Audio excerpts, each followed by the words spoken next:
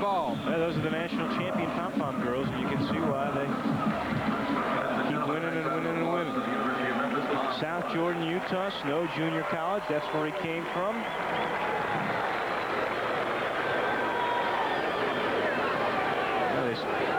Quitman Spalding back and forth in motion. Blitz, and underneath they were trying to go on a nifty play to Ernest Keeper. Keeper's been kind of a puzzlement this year. You think about it. Number 3 receiver all year long, and he hasn't had a pass thrown to him that he's been able to catch yet this year. That might be the first one thrown at him. And it really was a good play, and Keeper wasn't looking back for the football. It really was a good play for the Tigers to get that first down. And it's going to be crucial to see how Southwest comes out on this series. Coughlin has trapped the Cajuns inside the 3-yard line twice in this game, but it was on the other side that he did that. Here's another poocher, and it's high, and it looks pretty. Oh, yeah. It takes a bit of a hop. Now it's down by Chris Smith again at the 5-yard line. Coughlin is just terrific. Take away the 117-yard punt that he had, and he's had a brilliant night. That's 35 yards, but those 35 were planned, and there's Brian Davis with that that medial collateral ligament strain. And here's the guy, he started the season very well against Mississippi State, and you don't want a young man to get hurt, but as we say, injury is a part of the game, and hopefully he can rehab it and get back. But as we take a look at the field position for Southwest Louisiana, once they've got in this part of the field, the Tigers defense has done an outstanding job of keeping them backed up and not getting any yards. So let's see if the Tigers can control the line of scrimmage. Here's Marcus Pryor. Cannot get by Duron Sutton, finally forced out of down. Memphis is out of bounds. Memphis' defense did a great job of stringing that out. Jerome Woods helped. Sutton was all over the place and really forced it way outside. Jesse Allen was the first guy to turn it to the outside. It's a team game on defense in particular, and they did a great job there, although the kid ends up with 5 yards. And the defense runs well laterally, so the Raging Cajuns did a good job of getting 5 yards, and what they want to do, they just want to peck, and then come back with a big play.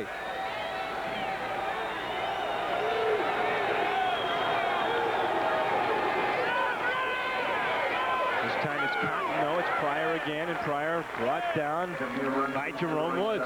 Woods has gotten him twice, and Pryor's been able to pick up probably a combination of 8 yards on the 2. 3 that time. It sets up 3rd down and 2. Well, if you're Nelson Stokely, you got to think about running again because your passing game has just not been there. And there's an injury. One of the players down for Southwestern Louisiana. It is Keno Hills. Hills, the starting left tackle. And the Raging Cajuns about 30% on 3rd down. The offensive line is getting a pretty good push now as we move into the second half, and that big offensive line is starting to lay on the Tigers and get little gaps open for the running back. So it's going to be interesting to see if the Raging Cajuns can go down and get a score. They made a big score on a big play, but if the Tigers can keep them pinned right here and get them to punt, they'll have an excellent field position and continue to try to move offensively. Keno Hill's one of those big guys, 303 pounds, 6'6". Keith Ware, the guard next to him, is 6'1", 345. They got it outside. They got the first down.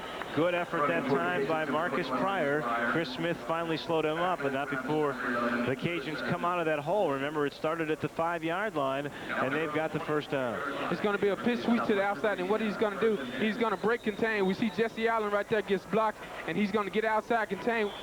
Missed tackle by Chris Smith, and we see the Tigers that came out very aggressive, but now they're just walking around and getting to the huddle, so it'd be a good time for Big 77 or Big 53 to get the Tigers going defensively. That play picked up a bunch to give him the first down. Pryor again getting outside. Stuck pretty good by Cobb. And out of bounds.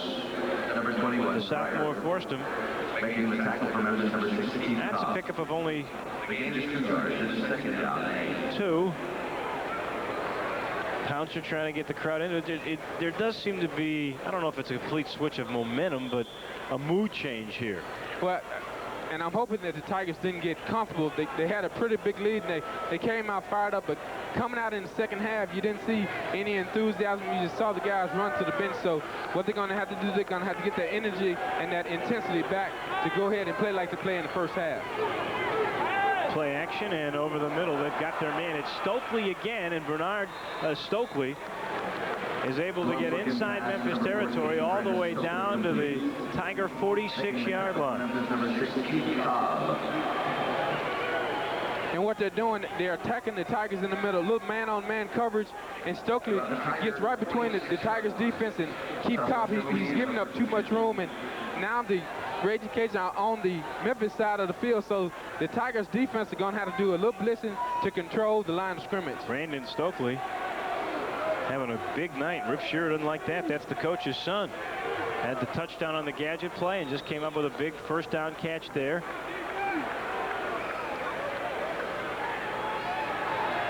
DeLome fires it. It's nearly picked off by Jesse Allen. Allen was looking to find where the end zone was.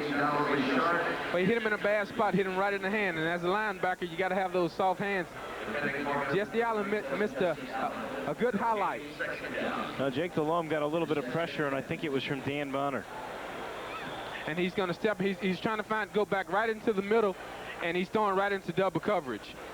And he looked that way the whole time, so a good read by Jesse Allen to get between the quarterback and the wide receiver. He was looking for Richard. That's his favorite receiver.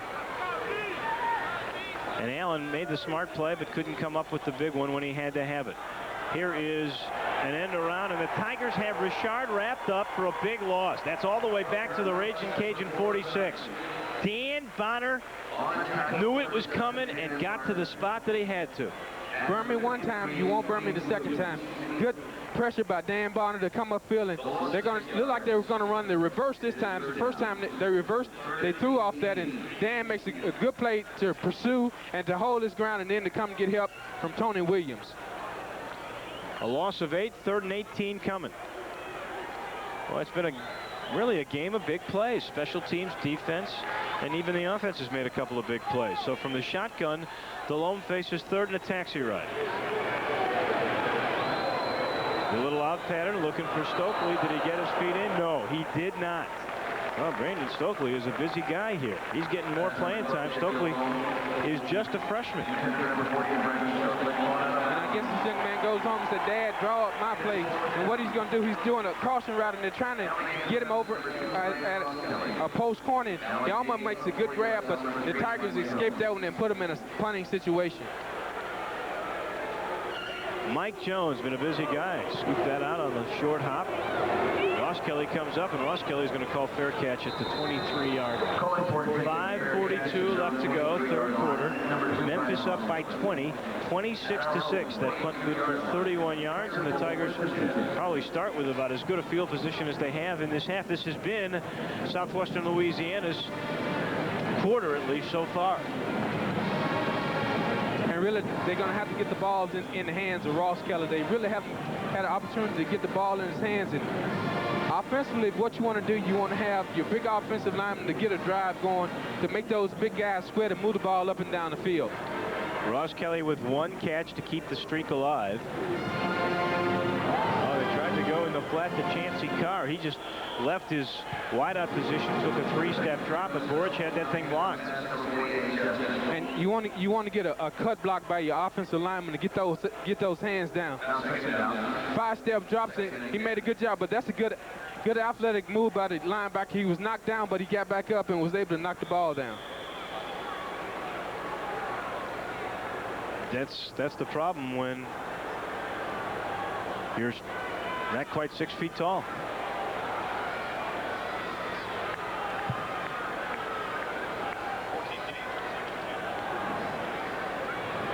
And up the middle they go on a little cross dive.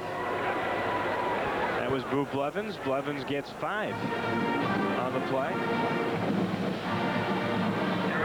5:20 to go, 3rd quarter. Memphis trying to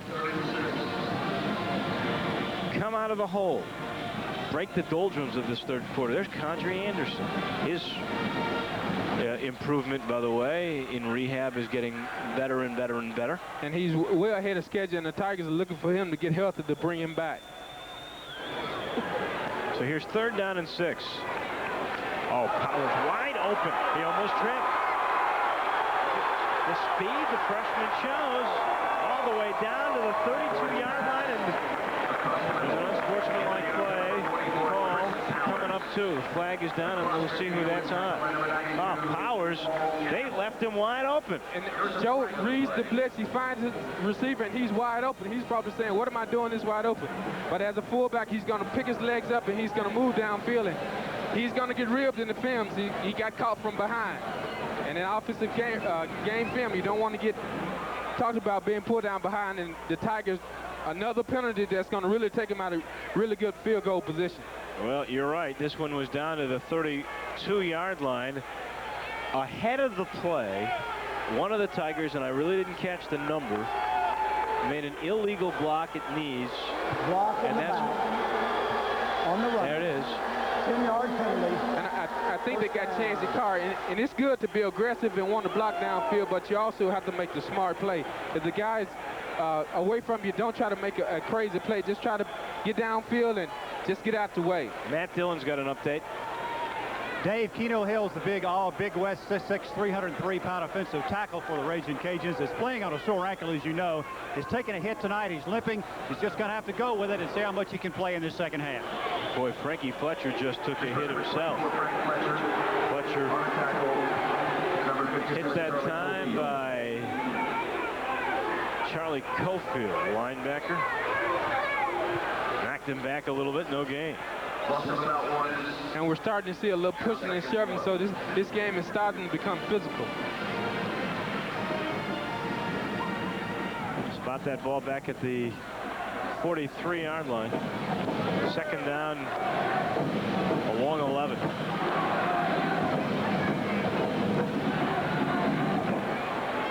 Oh, nice nifty play to Boo Blevins, who almost twisted away for more yards. He burst across the 40 to the 39. Boy, Blevins does have that real quick first step, doesn't he, Marvin? And he's very versatile. He has good hands as a receiving it. You also can put him in the backfield, and he can pop that quick one for you. Just a little quick dive right up the middle, and he's going to get upfield. And you like to see Ross Kelly get in there and make a little block for you instead of just standing and looking, but an excellent game for the Tigers. Joseph Evans, the defensive end, made the stop. 3rd down and 7 after the pickup of 5 by Blevins. Really has some time. Now he's got to move. And that was very good defense. They're going to call pass interference. Brian Powell was reached over. It looked pretty clean from up here, but the Tigers get a break, and Boric used his head. That time he really fired a bullet. And one thing he did, he kept his head up and also kept his feet moving, and he was just he was looking until he found a receiver. And as a receiver, you want to work your way back to the quarterback. And I think we got to call a pass interference against the Raging Cajuns. Let's listen. Here we take a look at Joe. First receiver wasn't there, second receiver wasn't there. Now he's going to roll out, and you see Brian Powell just floating with the quarterback, and as the ball is coming, it's a very good call. He closed in on his left shoulder, so excellent call by the referee. Going to put the Tigers in pretty good field position. 3:12 left to go in the 3rd quarter, 26-6. Memphis on top of Southwestern Louisiana. Here's the official word. Pass interference on the defense. Spot foul. 1st down. Marvin, that's a dangerous pass, though, don't you think? But it's not a dangerous pass, but the one thing he did, he kept it so, as we take a look at the passing yards, Memphis 144, Southwest Louisiana 91, and they're not pleased with that, averaging over 200 yards. But one thing about Joe, he kept his feet moving, and he threw the ball where only his receiver really could catch the ball. So a heady play and probably a smart play because he got the pass interference called. Southwestern Louisiana averaging 224 yards a game in the air, and they really have been stymied. On the other hand, the Tigers average only 135, and they're on their way there. This is Spalding finally ridden down inside the 30 to the 27-yard line. Spalding showing the hard running there that we saw against Mississippi State. And at 6 feet, 200 pounds, he's going to bring a load, so you want him to keep carrying that load. He doesn't see anything inside. He's hit in the backfield, but you see his legs moving. Anytime you can keep your legs moving, you're going to get some positive yards. So that's a good job of running back Quinlan Spalding. Well, he absolutely carried Damon Mason for 6 yards. He ends up getting 4 there, but he carried him for 6. That could have been a loss. Terrific run by Spalding. Orch with a long count. Oh, they saw the blitz. Same play to the tight end. Powers hands the first down, and Powers goes in. Whoa, that was a weak attempt at a tackle, and Chris Powers has his second touchdown of this game. Again, the Tigers catch the Raging Cajuns in a blitz, and all it is your fullback. He's going to see the blitz, and he's going to find a little. And Joe did an excellent job of finding. He sees the blitz coming, a nice soft pass, and a nice one-handed catch. And he's not going to get dragged down from behind this time. He's going to go all the way into the end zone.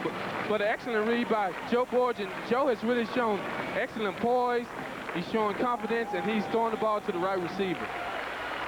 I'm just still amazed that Tim Sensley didn't even try to knock him down. He just tried to shove him. You can't get a fullback up high. You got to tackle him down low. Paramore in for the extra point. Now, that was not a bad drive at all. Powers, 4 catches, 75 yards, and 2 touchdowns. It includes the gadget play from Adam English, the extra point. Tack it on, make it 33-6 with 2:20 to go in the third quarter. And the Tigers, who came in averaging only 12.5 points a game, are on their way to tripling it. And really, from a coach's perspective, you really like that drive. You're helped by the pass interference call, but then you see your quarterbacks make some excellent reads and move the Tigers downfield. Here we take another look, and we see the blitz from the outside, and Quinlan Spalding did a good job of picking up that block, and that freed up the fullback to catch the ball in the flat, turn and run. So a good job of blocking by your offensive line, good job of blocking by your tailback, and an excellent read by your quarterback. And those are the things that's going to help the Tigers to get consistent on offense. And we see he's a very happy young man. Second touchdown of the night. Quinlan Spalding made a heck of a block on that blitzing. And he's got the build to be a complete all-purpose running back as far as running, catching, and blocking. He has all the tools. Set up the time that he needed, that's for sure. 33-6, a fun night. Gadget play is the only points put on the board by Southwestern Louisiana. And a pooch by Keith, and it's picked up by Memphis. Keith Spann got it at the 36-yard line. It didn't work the first time, but the second time's a charm, and they love this kind of football. And that's your guy again, Dave. Keith Spann, he's been around football a whole lot. He's playing good football. And again, here we talk about exciting football. You're going to take some chances. Here we see the ball look like it might go out of bounds, but Keith Spann makes an excellent play. And when that ball is kicked off, you got to understand that's a free ball, and you got to get to the football. Lawrence remains the quarterback. I've got the feeling that Oden will get the fourth quarter. I may be wrong. There's the drive. 7 plays, 77 yards. So that one was a legit drive. And that's something that the Tigers can build on. And as they take over on this drive, it's going to be interesting to see if they can mix a little run in with the pass. Here's Quinlan Spalding. Spalding says, I can block and I can run too. And there's 10 yards and a first down. Let's get an update downstairs with Matt Dillon. Dave, it's a hot and muggy night on the field here at the Liberty Bowl Memorial Stadium, but as you see, Sean McGoy of the Tiger training staff, he's a young freshman taking care of the duties. He has Gatorade and water. He takes care of the Tigers, and he's going to take care of me right now. Cheers, fellas. Served with a glove, even. Matt Dillon. Sideline guys get all the fun. Yeah, but he was rained out of there. We were dry up here, almost. Under 2 minutes to go, third quarter. First and 10 Memphis at Southwestern Louisiana's 23, and Spalding's going to try to make something happen. Can he turn the corner? No. Boy, that was a good tackle that time by the linebacker Marlon Goff. Goff has been all over the place. He came in with only 4 tackles, yet he was the starter, and he does a good job here. Look at the speed on this guy. Really, it's some counter action, and the defensive end gets upfield and knocks Blevins into Quinton Spalding. And you want to don't try to make too much happen, and Quinton's going to try to get around the corner. Doesn't lose any yardage, but excellent defensive penetration by the Raging Cajuns. Well, actually, he did lose 3. It would have been a big play if he could have just gotten by Goff, but he couldn't. So second down and 13 with 1 go in the quarter. Went for Carr. Carr dropped the ball at the 2. Oh, the pain, huh? Of knowing that you were going to at least put your team at first and goal and maybe get to 6. And this is a drop back pass and a nice soft pass. Joe is really throwing the ball real well, and he puts it right where it's supposed to be. And as a wide receiver, if it hits your hands, you got to make that catch. So it's 3rd down and 13 as Borich sends his team out. Joe would love to throw for a touchdown. Underneath Levens. Oh, he got away, but not from the final guy. That was just flat out good defense by Southwestern Louisiana, and Kelsey Dotson was around it, and so is Charlie Cofield, the 3rd string linebacker, made the play. And you really try to really question that call because it takes you really out of field goal position. So I don't know why you would call a screen and you're in field goal position, but that's the coach's call, and that's something we'll have to live with. But really took himself out of getting some points on the board. Those were a few folks who made the trip from Lafayette, Louisiana. Coughlin's going to try to pooch it again to the corner. Down it comes, and look at this. Britton Wilkins is down there to down it at the 2.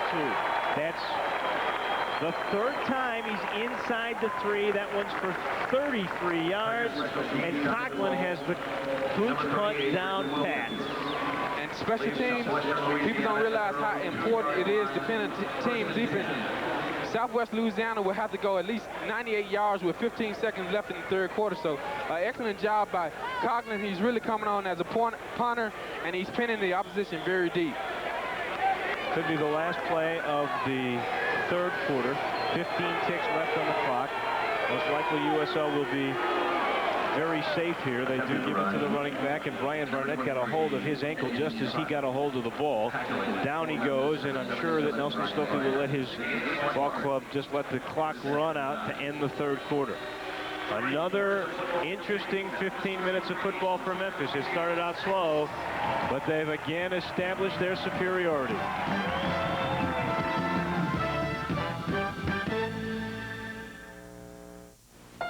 Why is Embassy Suites twice the hotel? First, you get a suite with 2 big rooms. Evening beverages are on the house, not on the bill. And our cook-to-order breakfast is free of charge. Obviously, this isn't your typical hotel. It's twice the room, twice the comfort, and twice the value. And it's only at Embassy Suites. Twice the hotel. Call 1-800-EMBASSY. Closeout 95, kickoff 96. $10,390 for a new air-conditioned Mazda truck. $13,990 for a new Protege LX automatic loaded. $15,490 for a loaded new 626 LX. Hi, I'm Rip Shearer, University of Memphis head football coach, inviting you to register at Homer Skelton Mazda for the Dash for Cash. The winner will receive tickets, parking passes, and 24 seconds to grab as much cash as possible. Let her rip. Homer Skelton Autoplex. Southwestern Louisiana huddling in their own end zone to start this 4th quarter. They're down 33-6. They're looking at 2nd down and 9. There was a brief moment there where you thought they might be getting back in the game. They hit a touchdown on a gadget play to the coach's son, Brandon Stokely, and then they got the ball back. But Memphis again has been impressive.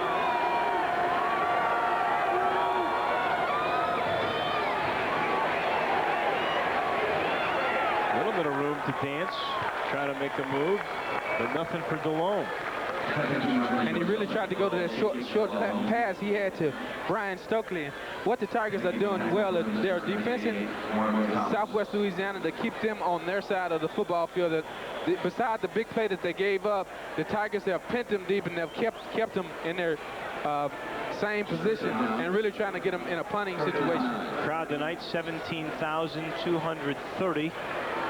Which is a bit disappointing, I'm sure, but the weather had a lot to do with that. DeLome nearly a safety. Bonner put the pressure on. Here's the pass at the 10-yard line. It's caught but it's short of the first down by about 2 yards. And really good presence of mind for the long, because he really got close to the end line, but he was able to turn inside and really get rid of the football. But they're still going to have Southwest Louisiana in a punting situation, so anytime you can pin them deep, keep them deep, and put them in a punting situation, the Tigers will get excellent field position one more time. It did give him some room to allow Jones to operate. Ross Kelly standing inside the 50-yard line in southwestern Louisiana territory. I'm waiting for him to break one, watch too. for the fake. This deep in Cajun territory? Being down this many points, you really run the risk of trying anything to get your offense going. Big kick by Jones, and Ross He's Kelly got a wall. some work. He did get a big block, and up the sideline he comes. Ross Kelly inside the 30-yard line down to the 27 of southwestern Louisiana. That's a 43-yard punt return for Ryan Ross Kelly. 13:22 left to go in the game, and Memphis is on the move.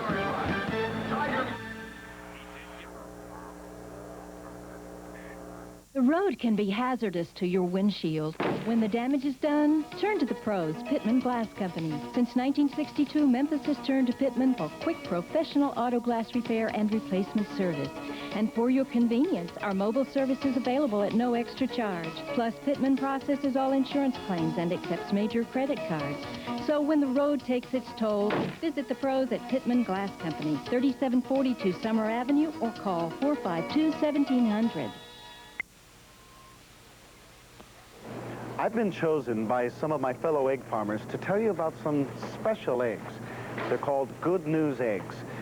And they're special because they come from hens we feed an all-natural diet that's low in saturated fat. Now, it seems some people like Good News eggs because they come from these specially fed hens, while others seem to like them because they taste so good. All I know is people seem to like them. Produced by Russ Dunn Farms. You're a good egg, Russ Dunn. Joe Borich stays in at quarterback. 1st and 10 at the 26. Nothing there.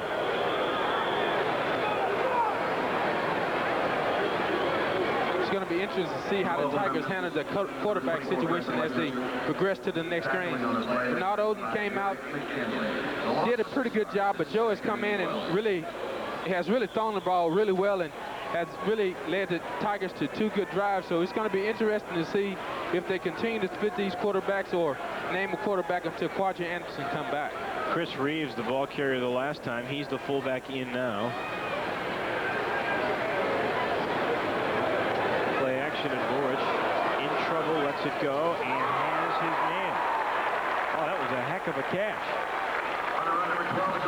That catch made by Chad Reed, who's back at wide receiver. And Joe is known as a drop-back passer, but here he sprints out to the left, and this is going to be a tough throw for a right-handed quarterback, but he gets the ball out, and Chad makes a good effort of looking the ball all the way into his hands and coming down in bounds. It's 3rd down and 6. You know, they've moved Reed from quarterback to wide receiver. He's back as a 3rd-string quarterback, so he's getting some snaps. He shows you what a great, versatile athlete he is. That was a tough catch. His dad was a pro quarterback. Here's a draw play to Reeves, and that one did not work. It was 3rd down and 6. It's going to end up being 4th down and probably 7. Pat Brennan, the middle linebacker, was not fooled at all. And really a safe play for the Tigers. You really don't want to put the ball up and risk of an interception or even perhaps getting the ball turned over. Just a good safe play till you're running back and keep yourself in field goal range and a chance to get 3 points on the board. Loss of 2, and in comes Drew Paramore to kick a 41-yard field goal attempt. Again, he is 0 for 2 this year from that range. Snap is down, and it's no good. He is 0 for 3 from outside of 40 yards. So with 11:53 left to go in this game, the score remains 33-6. Memphis on top of southwestern Louisiana.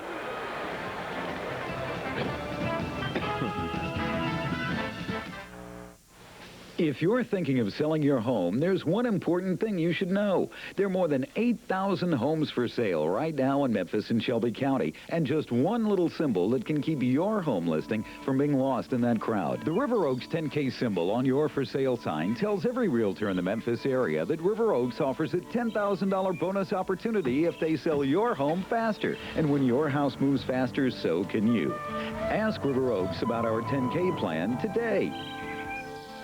Determination is the immovable object. Intensity is the irresistible force. Our mission as a football team is to display both determination and intensity, to be the animal you cannot contain.